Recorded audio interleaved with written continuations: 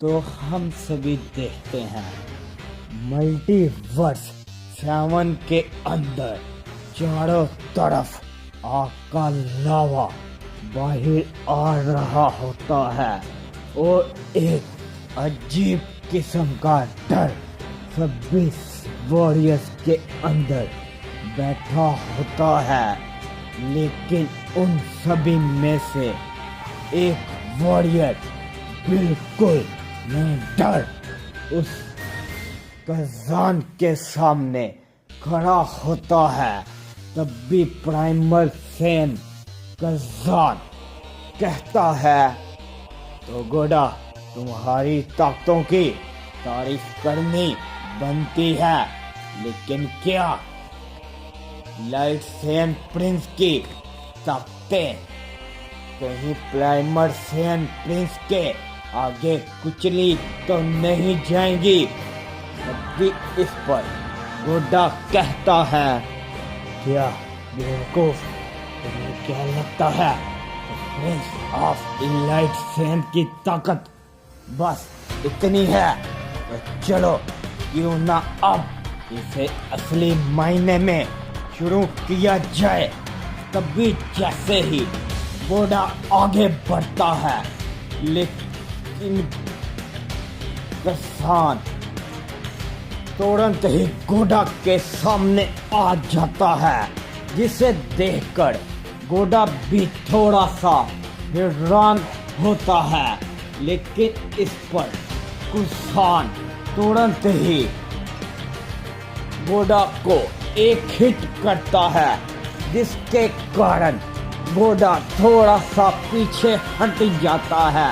तभी तुरंत ही गोडा कज़ान के ऊपर अपना एक जोरदार हिट करता है, लेकिन इस बार कज़ान गोडा के हिट को रोक लेता है।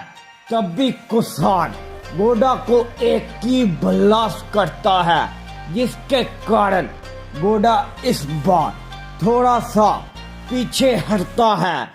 लेकिन इस पर वो दोनों ही एक दूसरे को देखते हुए मुस्कुराते हैं और गोडा तुरंत ही अपनी एनर्जी को थोड़ा सा अनलीश करता है और वो कज़ान के ऊपर टूट पड़ता है। लेकिन इसका बिल्कुल भी फायदा नहीं होता, क्योंकि कज़ान गोडा के हर हमले को डॉच किए जा रहा होता है।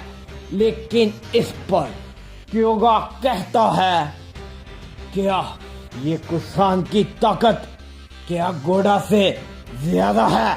इसने तो उसके हर पंच, हर किक को बहुत ही आसानी के साथ डॉच कर लिया। तब भी इस पर किंग होड़ा कहता है, क्या क्योगा, तुम बेवकूफ हो?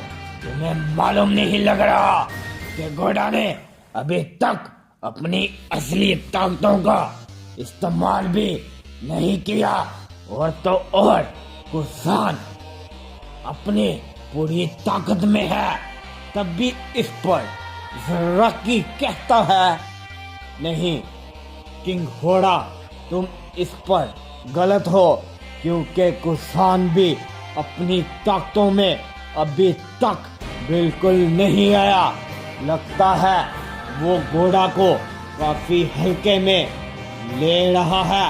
तब भी इस पर किंग होड़ा कहता है, क्या ज़राकी, तुम पागल तो नहीं हो रहे?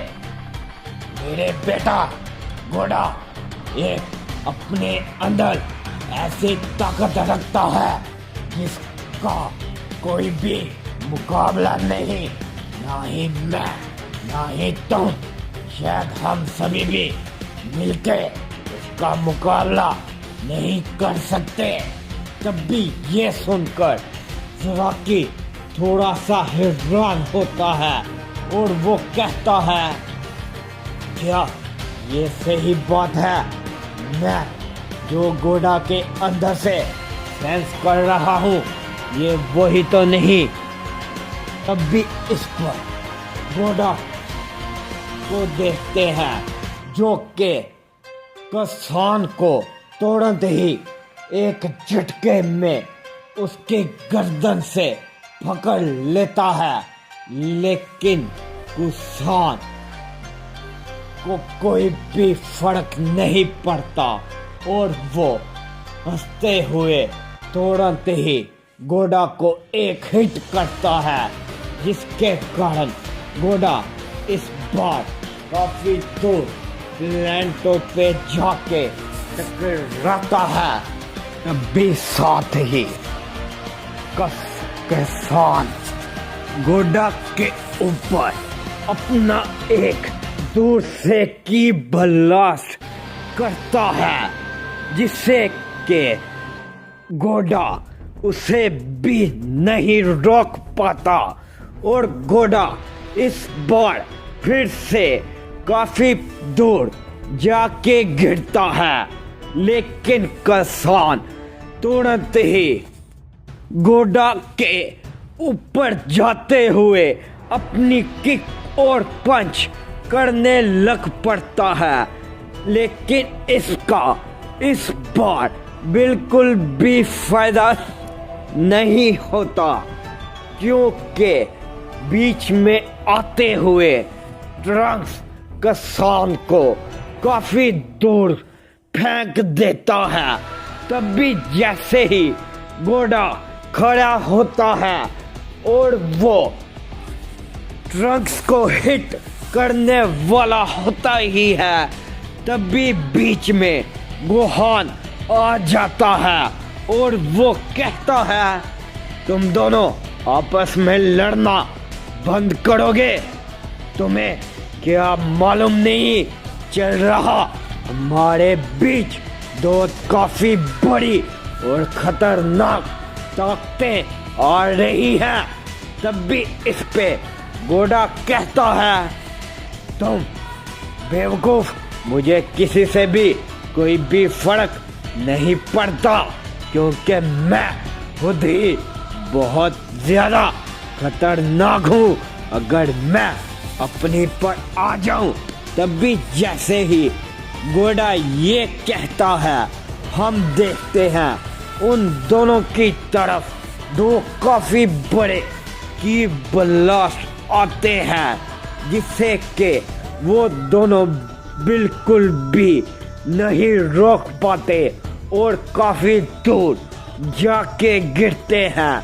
तब भी ये देखकर किंग घोड़ा कहता है, ये क्या है बेवकूफ कहिए, तुमने आखिरकार इतनी जुर्रत कैसे की कि तुम मेरे बेटे के पीछे से हमला करो? लेकिन इस पे किंग घोड़ा को भी एक काफी जोरों का हिट लगता है, जिससे कि किंग घोड़ा भी काफी दूर जाके गिरता है। तब भी इस पे रॉकी कहता है, तो ये है असली ओमनी किंग, जिनकी लड़ाई हमसे है, इनकी ताकत हद से भी ज्यादा खौफनाक लग रही है। तब भी हम सभी देखते हैं वो दोनों ओमनी किंग आ चुके होते हैं।